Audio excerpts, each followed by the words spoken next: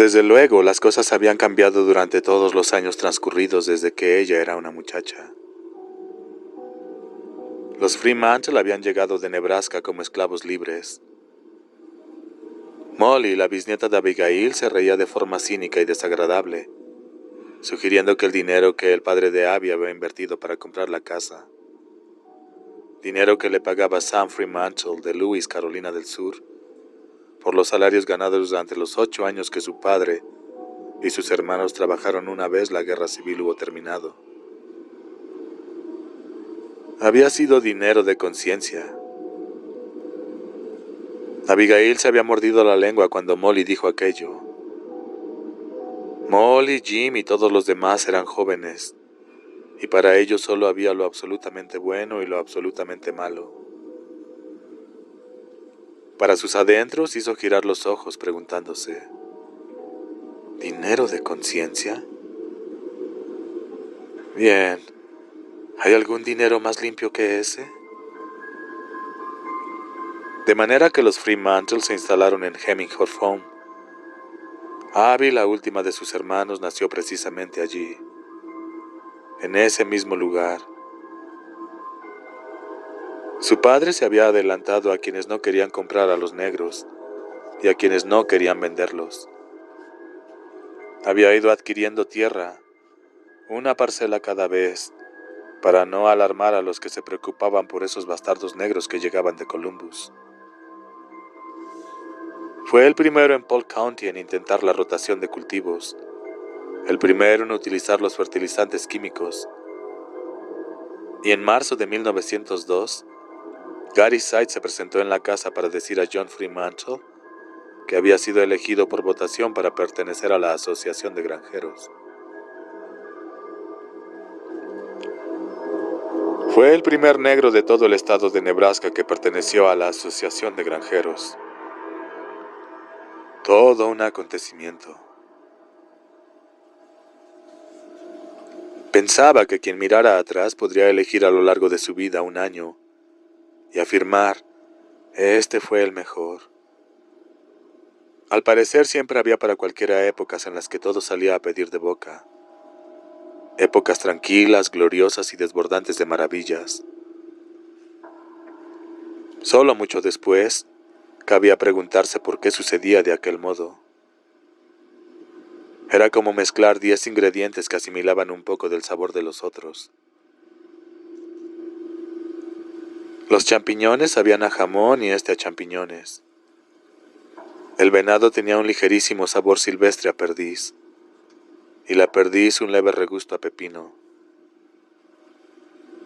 A lo largo de la vida es posible que se desee que aquellas cosas buenas que cayeron todas juntas en ese año especial se hubieran repartido un poco.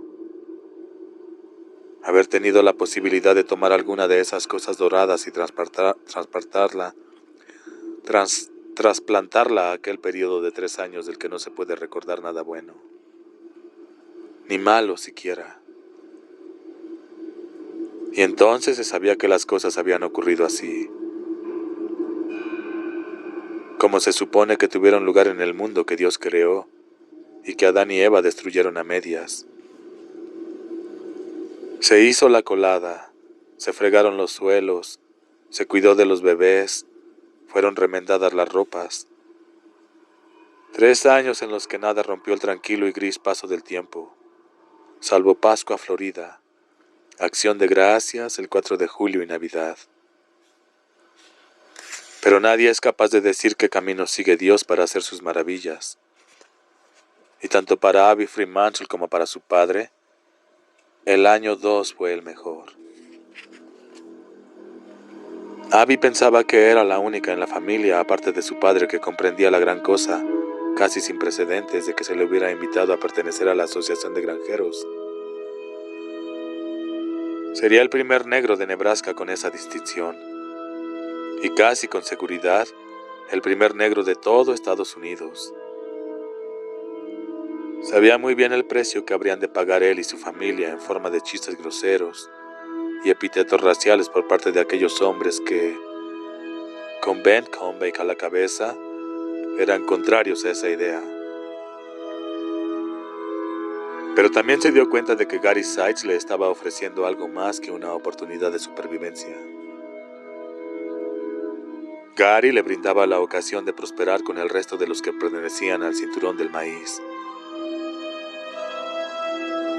Como miembro de la Asociación de Granjeros, vería resuelto su problema para la adquisición de semilla buena, y no tendría necesidad de llevar sus cosechas a Omaha para encontrar comprador. También sería posible que se pusiera fin a la reyerta por los derechos del agua que había mantenido con Ben Convey, a quien las cuestiones sobre negros como John Fremantle o sus defensores como Gary Sides volvían loco furioso. Podría incluso significar que el recaudador de impuestos del condado suspendiera su continuo acoso. De manera que John Fremantle aceptó la invitación. La votación siguió adelante, y además con un cómodo margen. Claro que hubo imprecaciones y chistes desagradables de cómo se había capturado un mapache en el almacén de la Asociación de Granjeros. Y también que cuando uno de sus bebés iba al cielo y recibía sus alitas negras, se le llamaba murciélago, en lugar de ángel. Ben Convey fue diciendo por todas partes que la única razón de que la asociación hubieran votado el ingreso de John Fremantle era porque estaba cerca de la feria de los niños, y precisaban que un negro hiciera el papel de orangután. John Fremantle fingía no oír nada de aquello, y en casa solía citar la Biblia. Una respuesta mansa acaba con la ira. Y hermanos cosecharán lo que habrán sembrado. Y su favorita, que no decía con humildad sino con esperanza inflexible: los mansos heredarán la tierra. Poco a poco fue atrayendo a sus vecinos en derredor. No a todos ellos, pues no había que pensar en los fanáticos rabiosos como Ben Convey y su medio hermano George, como tampoco en los Arnolds y los Deacons, pero sí a todos los demás. En 1903 habían comido con Gary Sides y su familia en la propia sala comedor, como si fueran blancos. En 1902 Abigail había tocado la guitarra en el local de la asociación, y no durante un acto religioso, sino en el acto de presentación de talentos que celebraban los blancos al terminar el año. Su madre se había mostrado contraria a ello. Fue una de las pocas veces a lo largo de su vida en que manifestó delante de los hijos su oposición a una idea de su marido. Solo que para entonces los muchachos se acercaban ya a la mediana edad, y el propio John había acumulado bastantes canas en su cabeza. «Ya sé cómo ha sido», dijo lloriqueando. «Tú y Sides y ese Frank Fenner lo arreglaron todo. Eso está muy bien por parte de ellos, John Fremantle. Pero tú, ¿qué tienes en la cabeza? Ellos son blancos. Te reúnes con ellos en el patio de atrás y hablas de la siembra. Incluso pueden ir a tomar con ellos una cerveza. Incluso puedes ir a tomar con ellos una cerveza. Eso si Nate Jackson te deja entrar en su local. Estupendo. Sé bien por todo lo que has pasado durante estos años. Sé que has seguido sonriendo cuando estabas destrozado. Pero esto es diferente. Se trata de tu propia hija.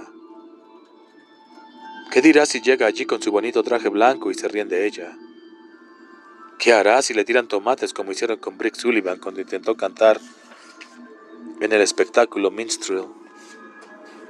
¿Y qué vas a decir si viene a ti con todo su vestido sucio de tomates y te pregunta: ¿por qué, papá? ¿Por qué lo han hecho? ¿Y por qué dejaste que lo hicieran? Muy bien, Rebecca, le había contestado John. Supongo que lo mejor será que lo decidan ella y David. David había sido su primer marido.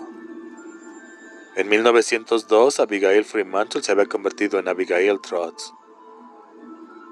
Trotz era un bracero negro que recorría casi 40 kilómetros para cortejarla.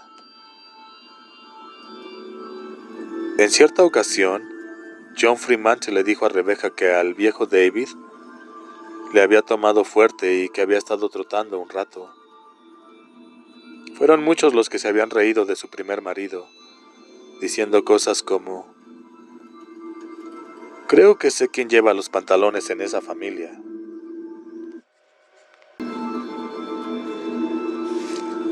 Pero David no fue un ser débil, tan solo callado y reflexivo. Cuando dijo a John y Rebecca Fremantle: si Abigail cree que está bien, supongo que es lo que habrá que hacer, caramba. Ella le habían bendecido 1000 veces y respondió a sus padres que pensaba seguir adelante. Así que el 27 de diciembre de 1902,